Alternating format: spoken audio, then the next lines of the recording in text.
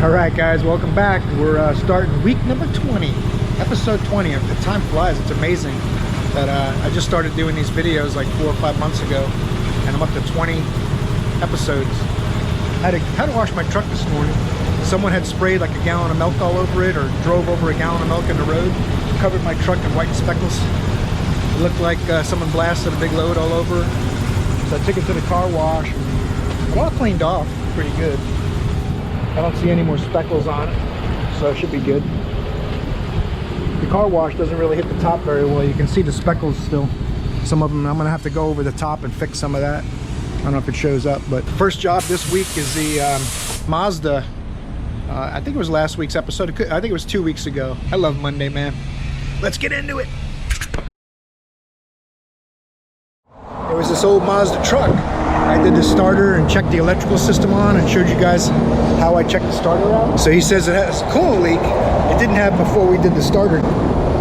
So apparently he got it pretty hot. This thing's gonna need a motor or a head job. I filled it with water. I'll show you guys. You can see if you can spot the problem from here. I'll try to crop it in. And you know what I'll do? I got my new selfie stick. I can extend real quick and easy.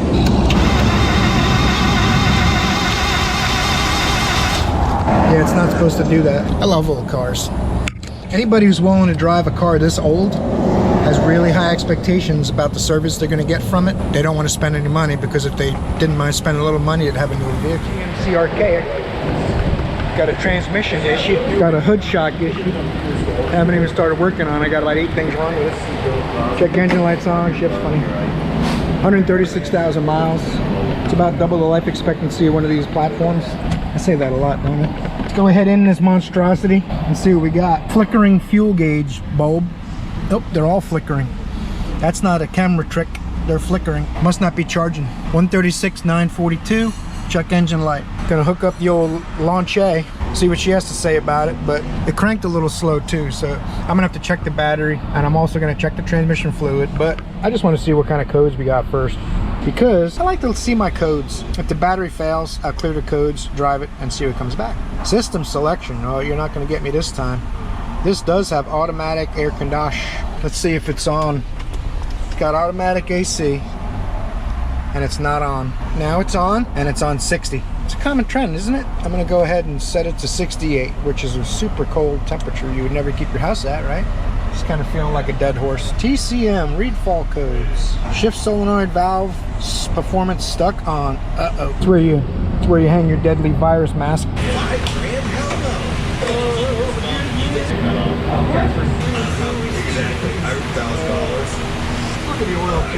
Let's have a look-see at the charging voltage. Only 12.4 volts. Charging voltage is a little high. That tells me it's trying not to charge it because the battery's bad. The battery's 12.4 volts without a load. That's with the headlights on. Headlights on, battery's at 12.1. It's got a bad battery. And the fluid's sketchy.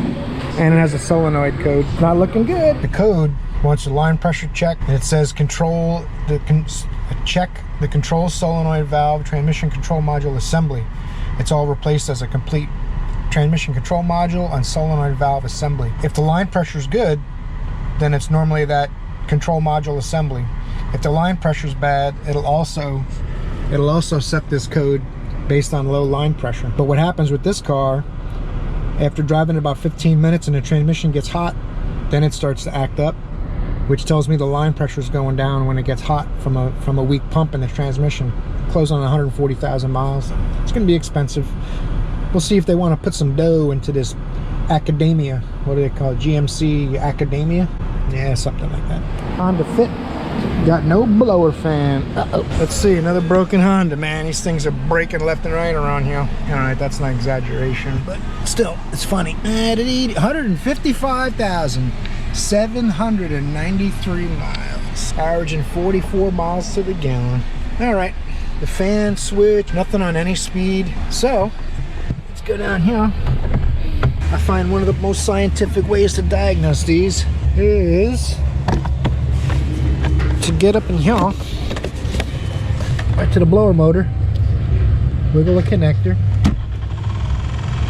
Oh, you hear that?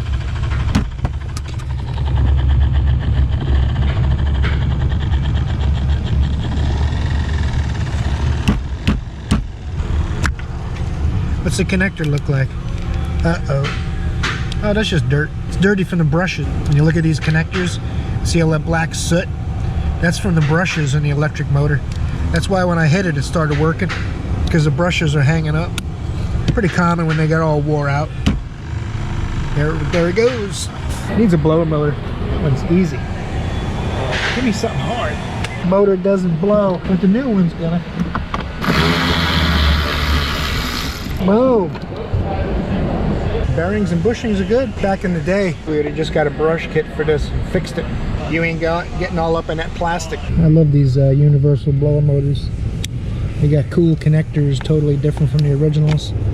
I'll have to tie wrap that up out of the way there. Now that is nice. That is nice. You guys feel that? Woo! Another job, making it work. Monte Carlo. There's a Monte Cristo.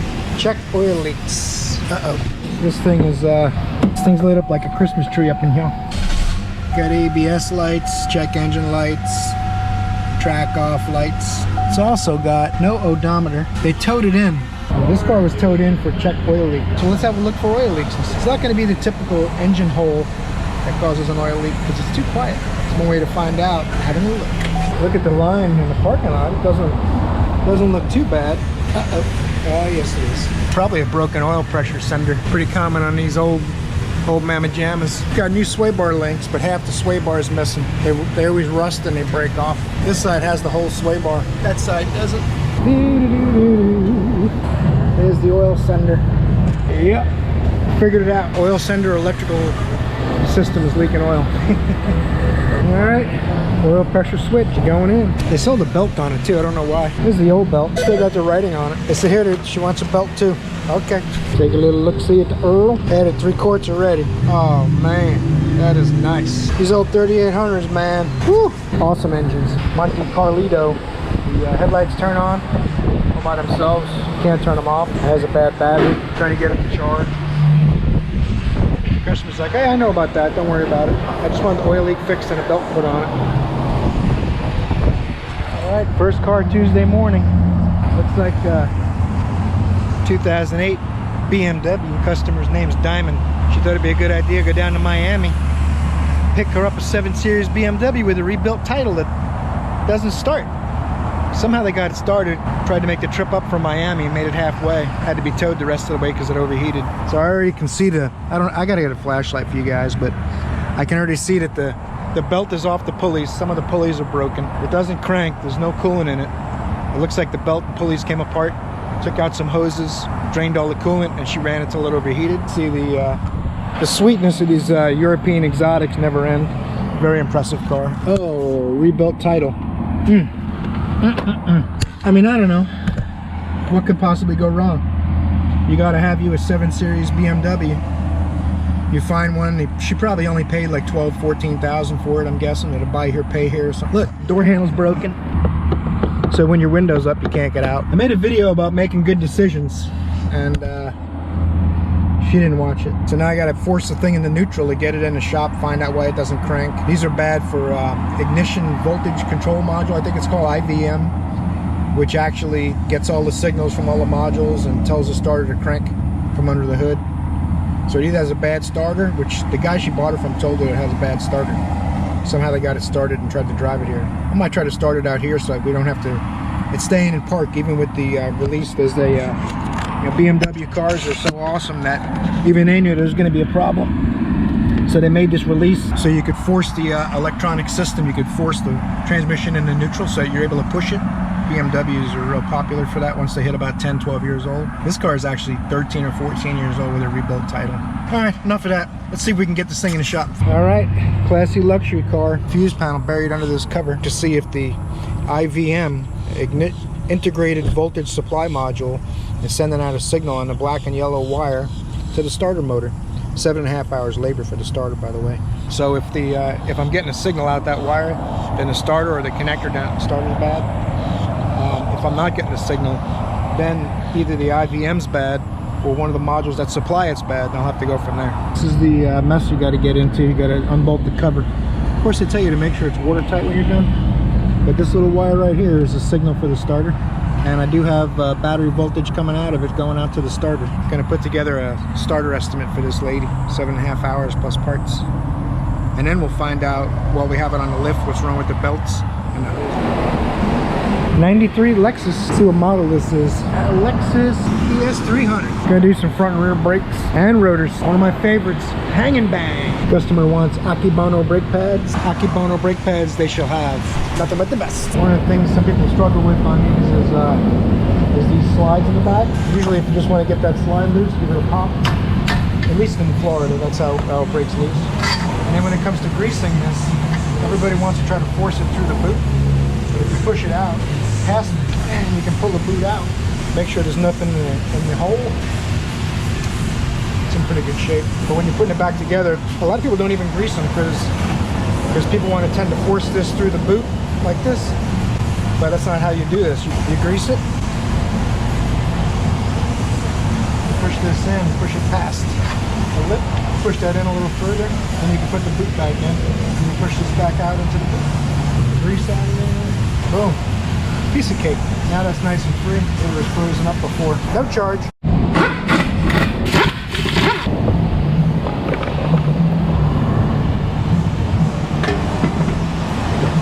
I always like to put my lock nut in line with the valve stem, so I can see if anything ever happens.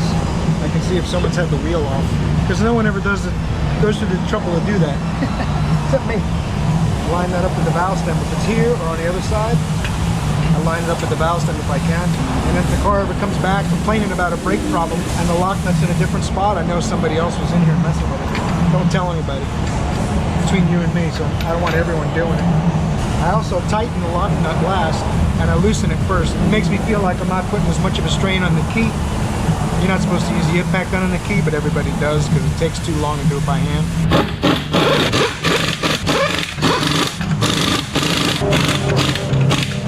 My little gun. I want to hear "ree" in the comments.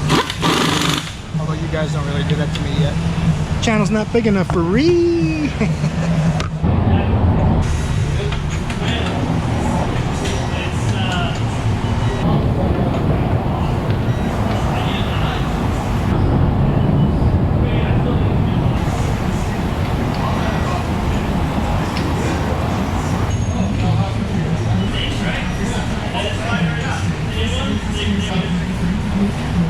Torque.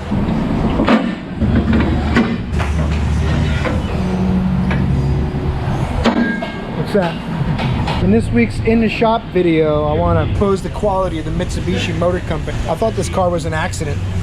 I thought it was in an accident because it's all gray in here.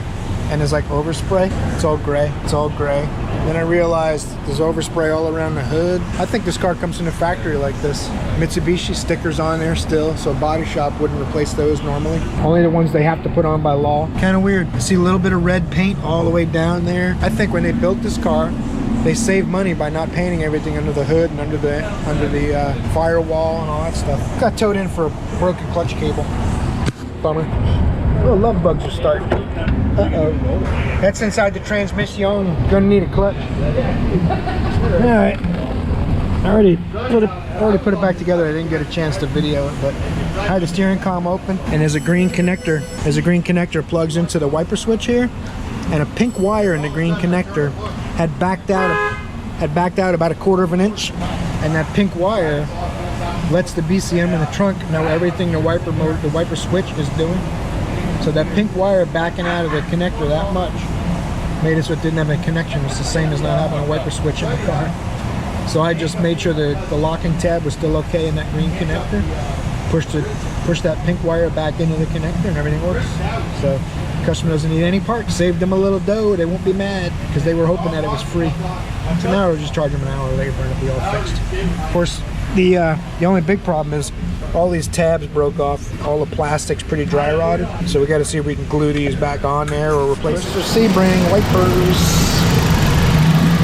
Got my voltmeter hooked into the park switch sends out a ground when it's parked. It's 5 volts when it's not, so that the IPDM knows when to stop sending power to the motor. But it waits till you turn the switch off, so it knows the switch is off. Then when it sees parked, it turns off the motor. Trying to get it to duplicate the problem. Intermittently, the wipers stay up on the windshield. Normally the motor's the cause, but I'm going to verify it before I sell them the motor. All right, I got it to act up. It's not parked. This little lever is usually canted this way when it's parked. I have no voltage to the wiper low circuit from the IPDM. My park switch is the brown and white on the end. Get that in there. Take it, girl. Oh, she fights it, but she got it. Here's my 5 volts. So since there's no ground coming out of the motor, it shouldn't be parking it, and my connection's not that great. There it is. All right, 5 volts. So now the IPDM should say, well, it's not parked and should still be sending out voltage to get the motor to the park position, but there's no voltage on the control wire. So now I got to check to see if it's coming out of here. And the fuse number 8, which, I mean, that's after. That feeds the steering column module, but I'm still going to check and make sure it's good. It gets hot at all times into the integrated power module, so it should be able to run these whether those fuses are good or not, unless a fuse is blown and the steering column control module is not telling it. So I can hook my scanner up real quick and make sure I'm getting good data on wiper command, which is good. Customer will be happy. I got power to my spool, so I can do what the TIPM's supposed to do. It's supposed to be sending power out here to work the motor until it sees park, and then when it sees park, it's supposed to stop the motor. But right now, intermittently, it just stops sending out voltage because the relay is built into the module. So you can see if I jump this wire out, the wipers work. So now I know, you see how they don't park? Wherever I let off the power is where the wipers stop. And I verified earlier, I showed you the park switch signal's working, my 5 volt. So, you come in here, my park switch is working in the motor. No voltage out of the TIPM to run the wiper motor to park. So I know I have a bad TIPM. This is the car that I fixed the wiring. The mice had eaten under the fuse box, but that wasn't his problem. I fixed the wiring. We charged him for fixing the wiring, and I told him one time I had it stop in the middle of the windshield and I couldn't duplicate it. I messed with it for about an hour and a half after that. I wouldn't do it again. Now it's doing it more often, so now we know he's got a bad TIPM and his wiring's fixed. Mitsubishi, I took a quick look at last night. We thought it was a broken shifter cable, but it's something in the transmission. There's a clutch return spring inside the transmission that might have broken, or the pressure plate collapsed. Bad thing is this is a gray market Mitsubishi, a Japanese market Mitsubishi. It's not a common US market car. She had a caliper fail 6 months ago, and we had to send it out to the rebuilder because you couldn't get one anywhere in the US. And it's a 2017 with 60,000 miles. Now we got to find clutch parts. Apparently they're not available either. Right. Chevrolet Tahoe. Got AC not working too good. Got the Klein infrared temperature out. Let's see what we got. See that cool spot? That's right. Probably going to be in the mid 50s when it settles down. It's got 211,000 miles on it. Put a little bit of stuff in this truck over the years. Good customer. Customer's been coming here for 30 years. Put a Jasper engine in it about 40,000 miles ago. I think about 160 something. His wife normally drives it, and they weren't checking the oil. She actually never brought it in for an oil change for almost a year. Ran it so on like a quart of oil, and then the valve train started ticking after we changed the oil and stuff. Started getting some valve train noise. It got worse and worse and worse. So we finally we tore it down and started wiping out a couple lifters and a couple cam loads. So we put a Jasper engine. Plans on keeping this forever. Another customer wants to know, how long will it run? I said, as long as you keep fixing it. Unlike the Mazda back there. The Mazda dog needs a head gasket, possibly an engine. I recommended an engine because it looked like it got pretty hot. So now he's just gonna junk it. He's tired of putting money in it. He said his dad gave it to him, but his dad don't want to put any money in it, and he don't want to put any more money in it. This is gonna get some Freon and some dye. Saturn. I think it's a 2009. 203,000 miles, check engine lights on, motor mounts are real vibey. AC doesn't work, TPMS lights blinking. He just wants his AC checked. So we're gonna see how that goes. Turn it on, recirc, max. See if that clutch is running. No clutch, no clutchy clutchy. The easiest way to do this without a lift is I'm gonna pop the AC clutch relay out and see if it's working. All right, we got AC. Right, it's blowing ice cold now. Had a coolant temp sensor code, and I fixed the wire had backed out of the connector, so we're shutting off the compressor. Diagnostic and So now it's nice and cold. Another broken Honda. Man, these things are piling up left and right. Broken Hondas. terrible. I'm just kidding. Got a bad wheel bearing. I'm gonna start ripping this bad boy apart because the bearing, but we're gonna put a new one in and then it'll be great.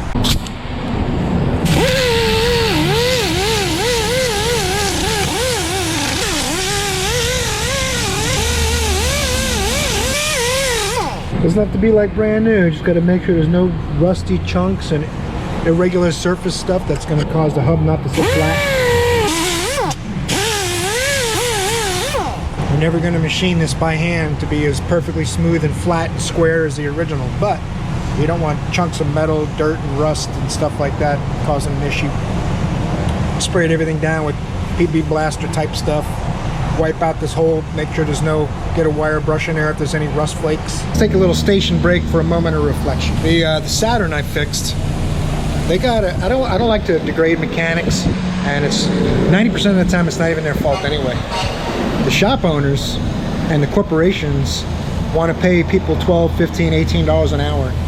So they're going to get inexperienced people that aren't properly trained, haven't been down the road a few times, checking these vehicles for customers. But long story short, on that Saturn, someone gave them a $1,500 estimate to fix their air conditioning compressor. Another shop told them it was an electrical problem, and they don't do that. They only do AC repairs. But the ACs ran by the electrical system. So you kind of can't fix AC if you can't do electrical.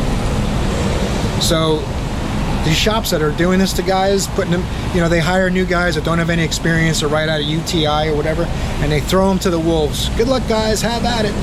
And they're charging $100, $130 an hour, but they don't want to pay a professional $30, $40, $35 an hour, whatever it is, that knows what they're doing. That's where the problem comes in. So they got a $1,500 estimate, and all it was a coolant temperature sensor code. The customer does some work on his own. He tuned it up and put coils in his Saturn himself. And when he pulled on the wiring harness, he popped one of the wires out of the connector to the temp sensor. So it was reading minus 40 degrees in the PCM. His check engine light was already on because of oxygen sensor heater codes. So to the customer, my light has been on, he told me. But I got my scanner because I knew that when I jumped the relay, the compressor ran. And when I used my test light to jumper it to ground, it activated the relay and turned the compressor on. So I hooked my scanner up. It had a temperature sensor code. In the data it read minus 40.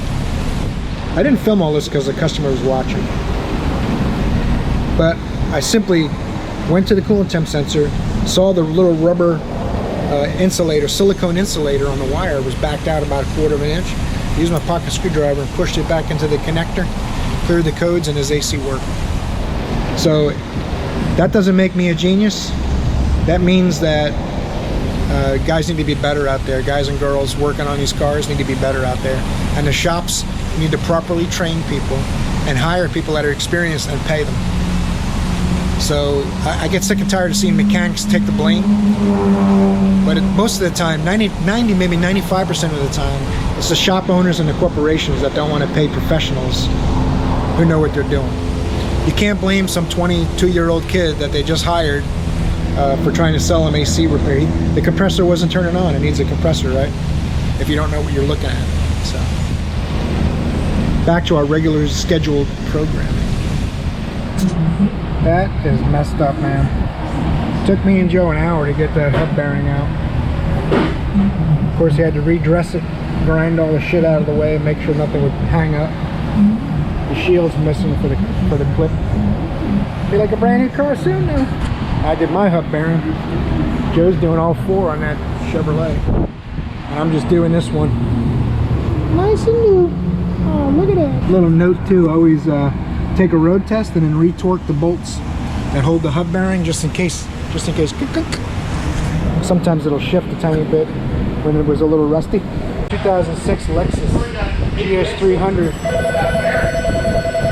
Customer said, go ahead and put a Prindle in it. So they ordered a Prindle from the dealer. It says Toyota on it. It's a Lexus. I don't understand.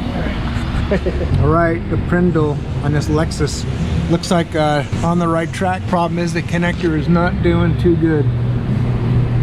See that? And the hope it comes up in the video, but it's definitely got some burn spots. Looks like maybe a little water intrusion or something. I'll check the I'll check the pin fit, and then if the pin fit's all right, we'll clean it all up, a little dielectric grease. If the pin fit's not good, I'm gonna see if they can find that connector. All right, I cleaned the connector, tested the pin fit, it's good. I'm gonna put some of this Stabilant CE1 Stabilant 22A. It's like a liquid form, and you use these little tiny brushes, and I'll brush it all up in here. Brush it around all the pins inside there, and that ought to help the connector live. I'm thinking that that's probably a little combination of water intrusion and electrical fretting, which is when the molecules of the two connectors aren't happy because electricity is passing back and forth. Connection's never 100% perfect, so over time you get a little bit of that, it almost looks like the metal, tiny fragments of metal powder in there. So I think it was a combination of fretting and a tiny bit of water intrusion because the connector faces up, sits on the transmission like that. I think this will take care of it, it'll be ready to go. I'm gonna also put some of this dielectric, AC Delco dielectric lubricant. It's clear, but it has kind of a purplish hue to it when you look at it in the light a certain way. It doesn't take much. A lot of people overuse this stuff. I just put a little bit around the outside to help seal it against weather. If you put it on the pins, this doesn't enhance connectivity. So you want to use it sparingly. A lot of people think that this helps transfer electricity between the pins. It's really more of a sealant for the connector, and it helps keep it from getting contaminated. You can put a tiny bit on the pins, but very little. What's left on my screwdriver is enough just to touch it on the pins a little bit, so the pins will be completely dry. Pop the key on, put this bad Johnny in reverse, make sure my backup lights works. It shows reverse on the indicator, reverse on the shifter. Got backup lights. It's mad that it's in reverse. Oh, feel that Lexus power. Check completed. Check tire pressure system. 224,000 miles on this Lexus. From what I've heard from old Scotty Kilmer, only Toyotas and Hondas last this long. Although it's not really right. Almost every car I worked on today I had over 200,000 miles on it. Oh, I love that guy. Well, not really. Even Ford Boss Me was ragging on Scotty quite a bit lately. I think everyone that's actually a professional mechanic, unlike him, I've had about enough of him. Next car, let's do it. Wednesday is almost over. Look at a body shop car out there waiting for an alignment. I can see the front end's bent from here. You guys see it? Look at that camber. Negative camber. Positives out towards you, negatives away. That camber's not right. Now that I got the Cadillac wipers working, I'm trying to see if we can upsell. Kind of time to do these wipers. See what happens with that. Working on a high pressure sale right, y'all. I think it'll be good though. I think they're going to approve it. $25. Do a wiper blade install. What do you say? You guys want to do a wiper blade install, and then we'll run these bad boys some more. This is like a theft-proof packaging. The Napa Proformer high-end wiper blades. It's the only blade you could use on a Cadillac. Got all kinds of adapters, so it fits 17 different vehicles. You need a degree. You need some kind of degree to figure these bad Johnnies out. I mean, what kind of contraption is that someone invented? They felt pretty smart when they did it too, I bet you. Yeah, you don't want to let that wiper smash into the windshield. If it's got to hold your tongue just right, and it'll go. Like usual, the manufacturers found a way to make them different for all kinds of different vehicles. Always make sure that thing is clipped on. The only thing worse than losing a wiper blade sale is losing a wiper blade on the highway. In the trash with you and all your spares. Woohoo! That is awesome. Push that little pink wire back in and everybody is happy as can be. Stay tuned. Make sure you like and subscribe if you haven't yet. I'm uploading 5 or 6 videos a week most of the time. Even on busier weeks, I'll still do at least 3. So if you want to find out about it, hit that bell. That's pretty good. Got the Rambler American, took them hoses out of there. They go from the pump, the cylinders on both sides. So we're getting new hoses made. We sent them over to a place called Southern Hydraulics. We used to do our own hydraulic hoses and stuff, but the guy that did all that retired. He used to own this business. You can't even, when the hydraulic system stops working, you can't even force the top up manually. So, I mean, if you put the top down, you couldn't get it up, even manually. Kind of a shitty design, but I guess back then it wasn't a big deal. 1962 Rambler. This is episode 20. I'm gonna give that Wacky Me half-inch impact I did the video on. If you guys haven't seen that video, I'll put a link up here for that video. I'm gonna give that away. Somebody go down in the comments section, put something in the comments, I guess, along the lines of, it'd be pretty wacky to get that impact, and then I'll pick somebody. I'll take the 20th comment and I'll send somebody that. As long as you're in the 48 states, I'll cover the shipping too. I'll send it to you. One of my viewers will get that half-inch impact gun to play with themselves. Still in really good shape, still working great, nothing wrong with it. I'll send the sockets and everything. Just put down in the comments. It'd be pretty wacky for me to get that impact. We'll have some fun with it. Boom! Scrap guys don't like the littles or the smalls. You guys see that? Empty bed. Bummer. All right. The lighting a little better with the GoPro action. You guys see a difference in the lighting with the GoPro versus the DJI. Man, this car still smells like weed. I've had the windows open all this time. Pretty bad. It must be the owner must smoke so much that it's permeated the foam in the seats and stuff. It smells like someone kicked a skunk. Gross. All right, I'm taking this thing out, go for a little drive, make sure it's all good. You know, I'm not you want to smoke a little pot, whatever, I don't care. It's not something I enjoyed. I've tried it a couple times when I was a kid, and all it did is put me to sleep, made me lethargic and not want to do anything. But I gotta admit, I did feel really cool while I was high. Felt really cool, and then I fell asleep. You know, whatever you're into, man. Everyone's got a family to take care of. You don't want to be a freeloader and have your family taking care of you your whole life. It's the only bad thing. I know a lot of people that are constantly doing drugs and stuff like that, and they think it's cool and they think it's funny. But meanwhile, they got their family carrying their ass. So, pretty shameful if you ask me. What we do here is auto repair. So even if I decide to edit all that out, you would never even know about that rambling nonsense I did. Boom, this one's done. Everybody wins. Nissan, Ford, Jeep. Got another Nissan alignment to do. Oh, Infinity. Got that junk Porsche he wants us to patch. He doesn't want to spend any money. Mercedes, Mazda, BMW. GMC Terrain, we already fixed that one, ABS. Got to do an alignment on this. This is also a Qfinity. A Qfinity Fitty. Qfitty. This is the one I showed in the parking lot the other day. It looked like it has a bent strut. Body parts are hanging off of it. This one's got 105 on the clock. Also body shop alignment. And oddly enough, someone has had a little taste of the Mary Jane in this one too. It's a common theme. Nissans that smell like weed, although this also smells like mildew. Probably had it outside with the windows down after the accident. But I'm gonna go ahead and align this bad boy too. I'm gonna use a different camera. See if this one comes out a little better.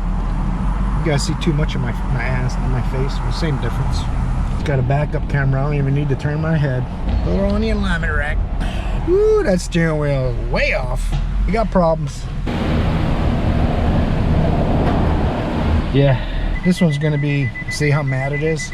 I'm gonna leave it neutral this time just to see the difference.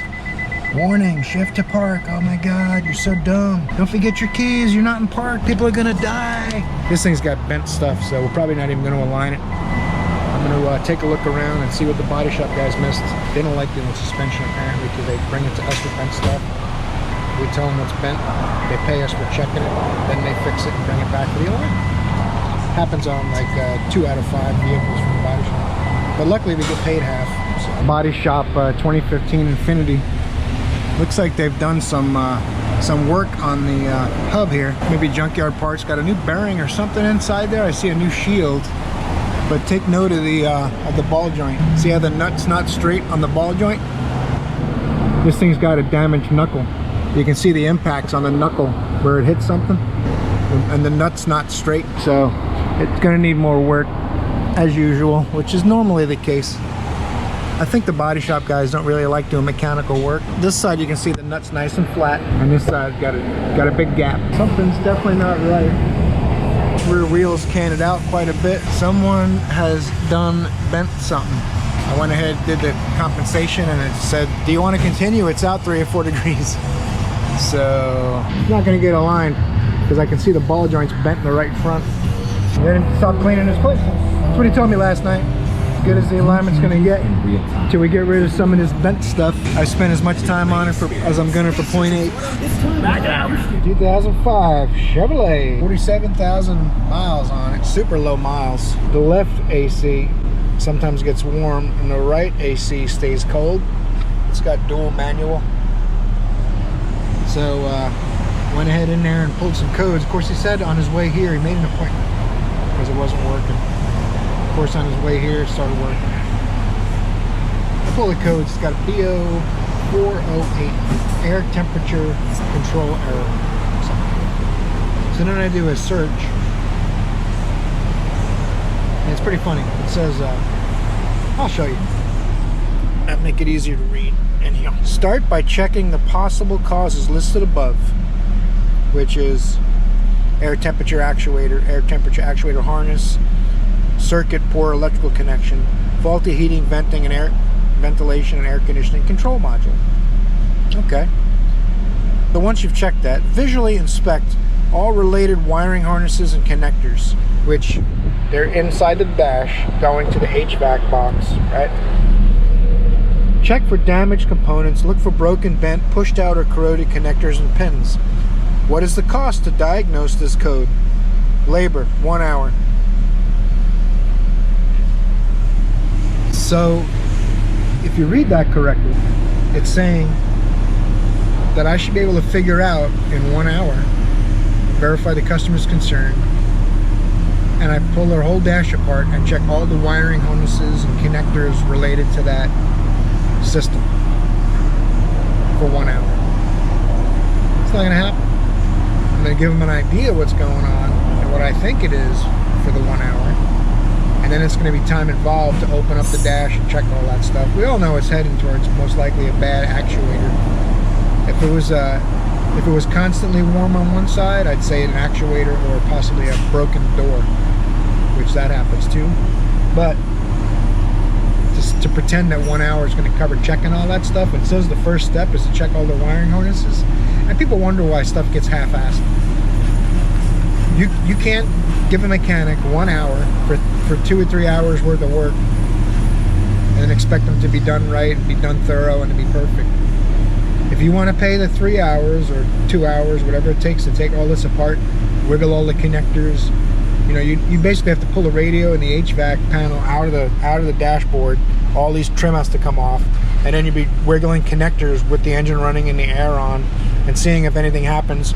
Probably clear the code, see if the code resets while you're wiggling connectors and stuff and testing the actuator, right? So you're going to do all that. You want to be thorough and not be a parts changer and take guesses, because you'll be an idiot if you guess. And they want you to do it for an hour. So my point being, what's the cause and effect? Who's being unrealistic? Why are mechanics seen as the bad guys when you want them to do that for an hour? So most mechanics are going to get, $18 to $40 an hour. So for 18 bucks to 40 bucks, you want to take your whole dash apart and spend 2 or 3 hours making sure with the Indian actuator. So what'll happen in reality is they'll sell you an actuator and see if it fixes it. And if it doesn't, then it'll be on them to spend that extra time because they didn't make you pay for it up front. And they'll end up eating that extra time to verify if it's a harness or a connector problem. So up front, I will clear the code, see if it comes back. If it doesn't, and I'll tell them we need to either drive it, get it to act up again, take it all apart, wiggle wires and connectors, try to figure it out. Up front, this is where you gain experience and figure out when you should cut corners and when you shouldn't. I'm not going to cut a corner on this one and put an actuator in and have it not fix it. I'm going to tell them it's going to be time involved to go in the dash and check and make sure it's going to be an actuator before I try throwing one in it, so I don't lose 2 hours. CYA. You know what that means? It means see you, and it means cover your ass.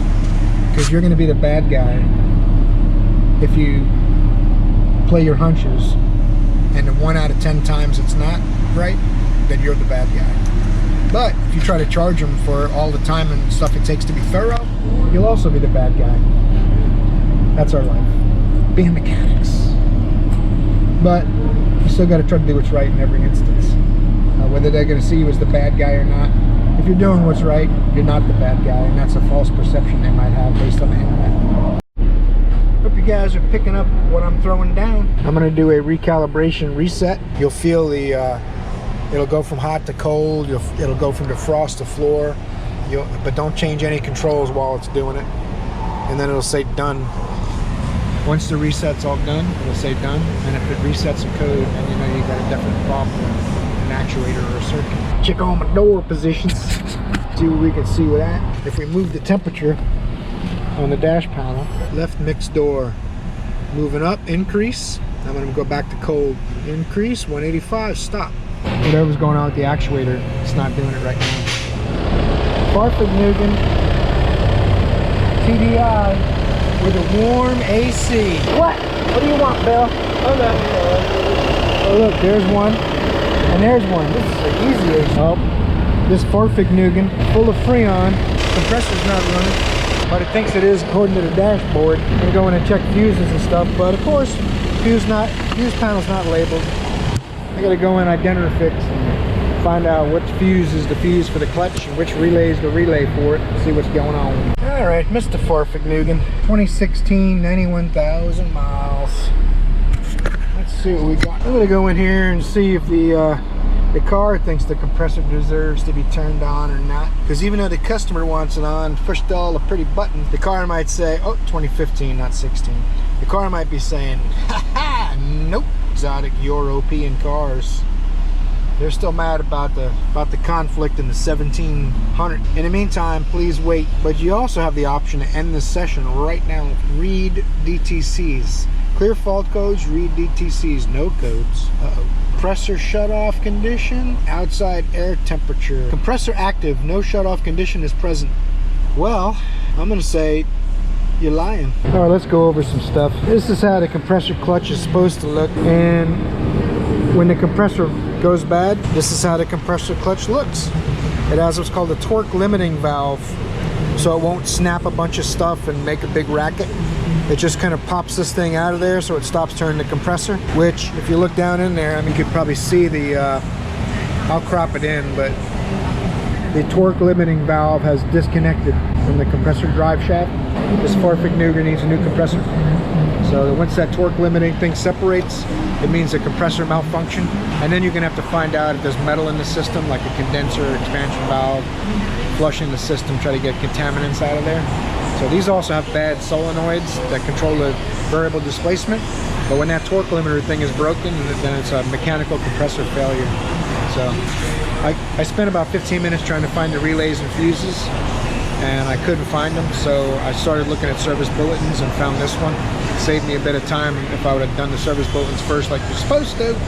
I guess they found clutch parts, so now I'm taking his 2017 Mitsubishi. I think I'm taking it apart. I'm supposed to get the parts in the morning. That'll be Friday morning, so we'll see what happens. Ooh, pressure plate is wiped out. Release bearing.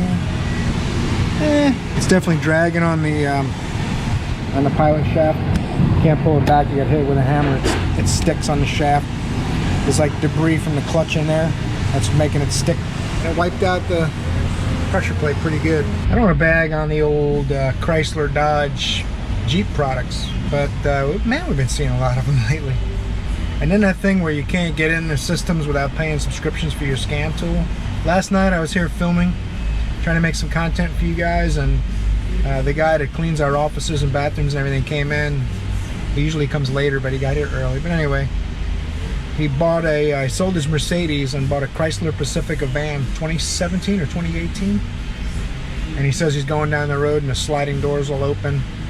And the control screen, that big giant screen they have in them, it goes blank. And then his AC won't work, stereo doesn't work. All the controls go through that thing, it goes blank.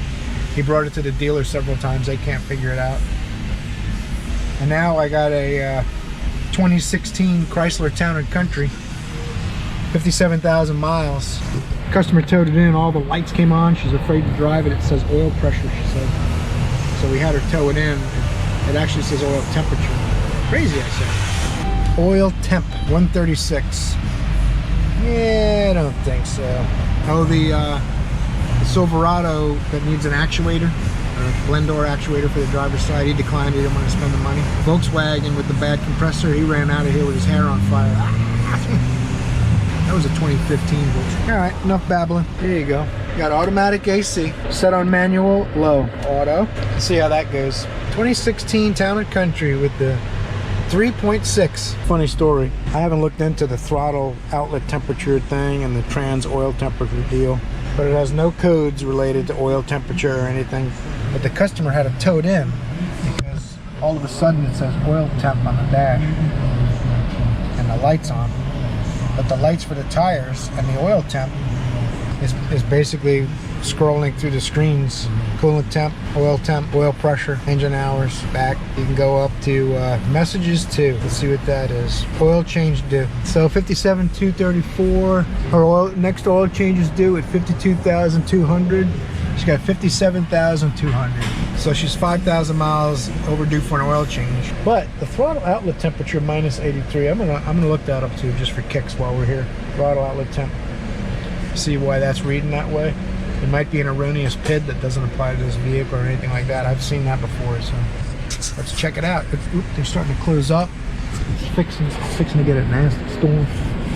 Typical Florida weather. All right, guys, it's Friday. I'm gonna finish off the week strong. Try to make you proud, even if someone in my videos they thought I'd take the whole dash out of a Cadillac just so that I could change an actuator. You can do by taking the glove box out. You need to leave a comment, stop and think it through a second. Just saying. I'm trying to finish the clutch on the Mitsubishi this week. If the parts all come from the dealership today, they had to get them from some other unusual source because it's a Japanese car. It's not supposed to be sold in the US, or at least wasn't very often. The Porsche Panamera guy, he thinks he's bargaining and keeps calling us, making counter offers, but we don't do price negotiations. We give him the price and he can decide if he wants to fix it or not. Or they wanted to do it half-ass at first. I told him no. So we're going back and forth. The car's been here now over a week, and he just keeps going back and forth with prices and thinking that we're gonna make bargain deals like it's a flea market. But that ain't gonna happen. Joe's doing some rusty brake lines on a Mercedes. Oh, the BMW lady that bought that BMW in Miami, she has no money. So I really would, if I could have talked her into a Toyota Corolla. We got another customer with a Dodge Durango. It has a rusty frame, and so now he's on the hunt for another Dodge Durango, Dakota pickup truck. He's on a hunt for another one. He brought one in yesterday, a 2000, like 160,000 miles on it, but it looked nice. The truck was really clean, but it has a leaking timing cover gasket, leaking coolant. So I'm not sure if he's going to buy that one. The customer didn't want to negotiate the price. He said it needs a timing cover gasket, and the guy that owns it said just keep adding water. So, should be interesting. Stay tuned, let's finish strong. 03 Tundra. Customer just bought it. Wants to check it for noises. How many millages it's got. 179,890, so 180,000 miles. Notice it's a black truck, so there's lots of Bondo on that bad Johnny. You see all the Bondo? So I'm assuming it's gonna be rusty or it was in an accident. It sounds like the ball joint squeak.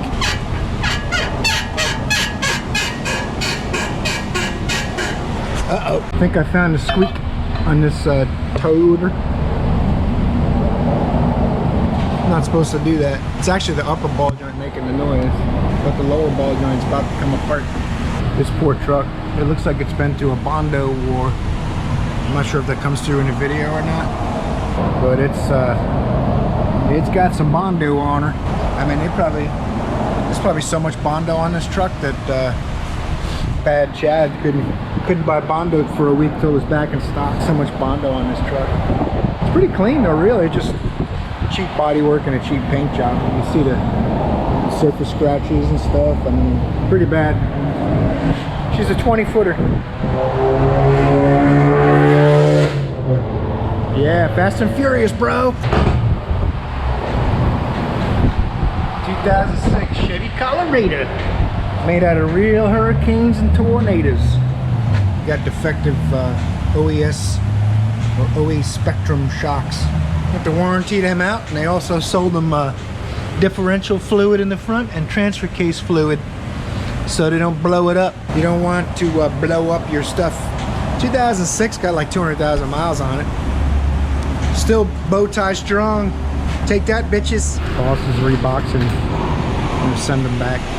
They don't fit our oil change rack. Put the big side facing up. Whoever put them on last had the small side up. But the hole for the shocks is pretty big, so I'm gonna put the big side facing up. That way they don't wobble around. Don't do a lot of that.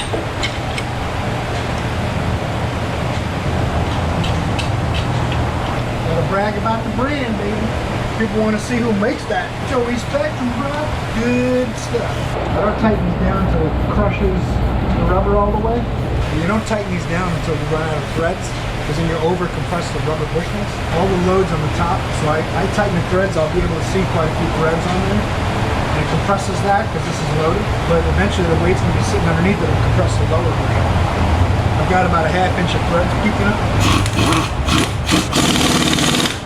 This transmission jack marks its territory every time you use it. It's terrible. We only keep that jack around for stuff like this. You can't take a tranny out with it unless you can do it real quick, because it leaks down like an inch every 5 minutes. Junk.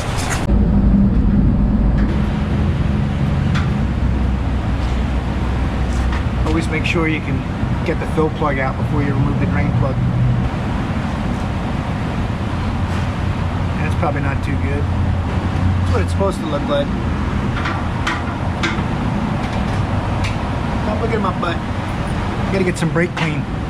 Got me another 3M. I'm gonna try the straw. We'll see if it'll work. Hey, that one's working. Yay! Try to flush some of this metal out of here. This thing is not in that great a shape. Probably gonna end up needing the front differential pretty soon, judging by the sparkly oil that came out of it. A little late for a diff service, sadly. Pop in the old pumperoonie. $8 on Amazon. I'll put a link for this in the description in case you guys are interested. I always like to put a little bit in when I've used the brake clean on this. Run just an ounce or two of fluid through it. Make sure all the brake clean's out of there. Don't want to do damage trying to prevent damage. Now I got nice clean fluid running out of the case, and I can go ahead and fill it up. I'll put the plug in. Transfer case fluid is not nearly as bad. No metal, no silvery, shiny particles. It's funny, it doesn't even really make a difference as far as the feel, but when you do services like this to your vehicle or to a customer's vehicle, it always feels like it runs better after you maintain all your fluids and change all your fluids. It's all up here, but it definitely helps the vehicle. Waste not, want not. Gotta get it all. I don't like putting containers with much fluid left in them and they're trash anyway. The old Dodge Durango.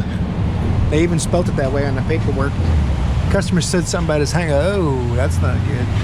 Customer said his hanger bearing was kind of rigged and he wanted to know if we could get it rigged less. We're gonna have to take this apart, figure some out. Wonder how that happened. Someone worked on it. Another car with some sketchy body work. You can see the door. Body work pretty sketchy. Very wavy. But that might have nothing to do with this. We'll see. Before you lower it, the customer would just like to peek underneath it and see what we did. So before you lower it. Alright. Oh, we mean when I'm done. Okay. Good call.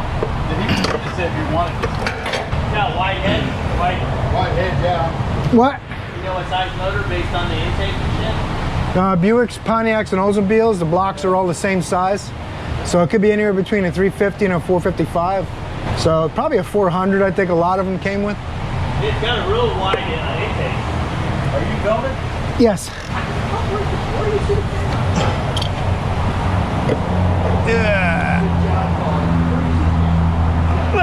I might have to go get the blue wrench. It doesn't seem like it's going. Bummer. Heat cycle it a few times. Get the blue wrench on there to loosen almost anything up. It's usually all you need. There she blows. Just gotta get a rag because it's hot. There it is. Little bastard. Try to get this heat shield back on here for him to make this fit a 3/8 bolt. Oh yeah, that's easy. Fill your hand though. You gotta space it the same as this. And make me a little spacer peel. Take this. Oh yeah, that's nice. The only way he gets out of here and I'm on fire. Boom, just like that, good as new. It's gonna work for now. Spaced away about the same as that side so that it won't touch the drive shaft or anything, and we don't have to wait for the special stud. Call it a day. Perfect. Someone broke it. They were trying to take the gas tank down. They were going to do all this to drop the gas tank. Couldn't get the parts for the Mitsubishi today, so now it's going to be Monday, it looks like. The customer with the Durango is leaving. He asked me in front of the boss if I do side work. Genius. All right, things are getting a little weird over here. You guys, some of you might be amazed, and some of you might just be like, eh, that's how it goes. This Chrysler Town and Country, I said yesterday, had a P0882 transmission error code, and they said the customer's just worried about the oil temp warning on the dash. So then I noticed the oil change was 5,000 miles overdue, and she had just pushed the steering wheel buttons inadvertently. I mentioned that a few minutes earlier. In the video, it'll be a few minutes earlier. It was actually yesterday. Well, today Paul Harvey called, and he said, oh no, she's worried about the transmission shifts funny. I said, well yeah, it goes into reverse hard, and it feels like it shifts a little funny down the road, and then all of a sudden it'll start going good. It doesn't do it anymore. The check engine light's on, but it had a stored code. Well, this morning I pulled it out and the check engine light popped on. Bing. So I said, can someone call this lady and find out for sure why she brought the car in here? She towed it in. So they said, no, it's because of the oil temp thing. They called her up. Oh, it shifts funny, and every once in a while the engine flares and the car slows down, like the transmission's acting up. So now I got the old scan tool back on this Chrysler Town and Country with 57,000 miles and a bunch of lights on. But the oil's been changed, so that's the good news. So now she's got 5,000 miles to go before the oil change is due. Let's go ahead and look and see if we got all the same codes. Reading the van. 57,000 miles, about double the life expectancy of a Chrysler product. Oh, I'm sorry, Dodge guys. I'm just messing around. Just a joke. I mean, every mechanic worth his salt out there knows that if you don't like people and you want to make lots of money, there's two vehicles you recommend to your customers: the Ford Escape and a Chrysler Sebring. If you get everyone driving those, you'll always be busy. And the people that I like, I tell them Toyota, Honda, or GM, in that order. Anyway, all kidding aside, I know my Mercedes, BMW, and Chrysler fans might not like some of that jokes. Some of them jokes. What kind of code you got? Talk to me. Hope I don't have to call Paul Harvey to find out what the scanner's thinking. Oh, there it is, same one, TCM, power input low. So I checked in the iDentifix, and it said to check fuse J18 for power output from the TIPM to the transmission. And if it's sending power down, then you got to go in the transmission and see if it's getting power to the solenoid body. If the solenoid valve body is getting the right power, then the solenoid valve body is generally the problem. So a little bit more dancing, and we'll get this one narrowed down. Go get my voltmeter, run through the fuse box and the fuses, pull a wiring diagram, and then we'll see where we're at. I got a good fuse, J18 20 amp. I went to C2 on the TIPM, that monstrosity, typical Chrysler failure item. I can't get to the connector because all the wires are so tight. They don't give it. If I had another inch, I could flip it up and look from underneath. But not only to design a crap fuse panel that doesn't live more than 3 years, they also make it so you can't get it out without unbolting everything, which defeats the purpose of doing electrical testing. You don't want to do invasive testing if you can avoid it. So it's like, don't have an option. What I've done is I went down to the transmission connector that the TIPM feeds, which is pin 16, pop this connector off of the transmission. You see that little bad boy? Now I'm going to check on this wire, which is third row up outside, looking from the connector side. I'm going to see if we got voltage on my little trusty snap-on meter. I'm not pushing hard because I don't want to hurt the connector pin. It's a female. I got no voltage with the key on. So this is our problem. The TIPM's not sending out power from the TIPM to the transmission. On this circuit, when the computer grounds the relay, it sends power out, and it's supposed to have power on these wires. And this is the one I'm checking right here, pin 16, right at the trans control. I am going to go in here and check to see if there's any other wires I can look at that should have voltage on them as well, battery voltage, and make sure before I condemn the TIPM. But it looks to me like I'm supposed to have voltage on that connector pin, and I don't. So I have to check for my input from here. In the flow chart it says power goes to close the relay. But you can see in the wiring diagram that power comes from the fuse to the relay, and it also powers up the back side of the relay. So trans control has to ground that side of the relay for it to work. It shows power right here. Either the wiring diagram's wrong or the flowchart description is wrong, that the PCM powers the relay on with battery B+ to activate the relay, but it can't since B+ is coming from here. It has to ground it. So I'm going to look for a ground at T15, and I'm also going to try, I back probed it, and I'm going to try putting power to that and see if my code goes away. Let's do that. Got my jumper on using the trusty Lang spool. I'm going to put this to battery voltage, and then I'm going to clear codes and see if my codes stay away. Now I got my 12 volts, clear fault codes. Yes, they were hard codes that came back every time no matter what you did. Clear fault mode, compare read fault code. No DTCs. Let me disconnect my 12 volts, go back out, read fault code. Now it's staying away because I powered it up. I bet you there's a burn relay in the tip-em. Check engine light. TCM power input low. Hook this up, clear fault code. I'm going to turn the key off and on again, but I'm going to leave my jumper hooked up. Now see if I have a fault code. Switched battery. Yes, I know. Now you're mad about my jumper, huh? That's what it means. It's got a bad tip-em. I just did the tip-em's job, and I don't get my low voltage to the transmission code. It's probably on back order till January, going by the last few things we tried to order. I got ABS modules and tip-ems for Dodge and Chrysler and Jeep products. Probably a half a dozen of them now that we can't get. They should make, basically, it seems like they need to make 4 or 5 for every vehicle they sell. Just so there's a good supply. Maybe it's not as bad as it seems. I don't know. That's what it looks like from here. All right, guys, that's gonna do it for episode 20. I think I mentioned earlier, leave a comment below about the Wacky Me half-inch impact if you watch to the end. And I'm gonna give it to the 20th person that comments referencing the Wacky Me half-inch impact. As long as you're within the 48 states, I'll pay to ship it to you and everything. I want to give back to you guys. I appreciate your support. Channel's doing really good. Gained 500 subscribers in a month, so doing pretty good. Much appreciated, guys.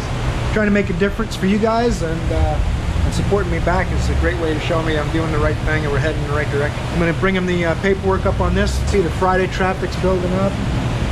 The afternoon storms are coming. So it's fixing to get nasty up in here. So I hope you guys have a great weekend. Appreciate your watch. You guys are awesome, man. Thanks. See you in the next one. 1972 El Camino. Look at that thing. This was basically the first Honda Ridgeline. Someone has done some sketchy body work. Paint looks nice. And this paint someone did with a spray bomb. It's the looked like there was rivets on the bed cover. That needs to be fixed, but the car's pretty clean other than that. It's starting to rust a little bit, y'all. Doesn't start. Have to figure out why on Monday.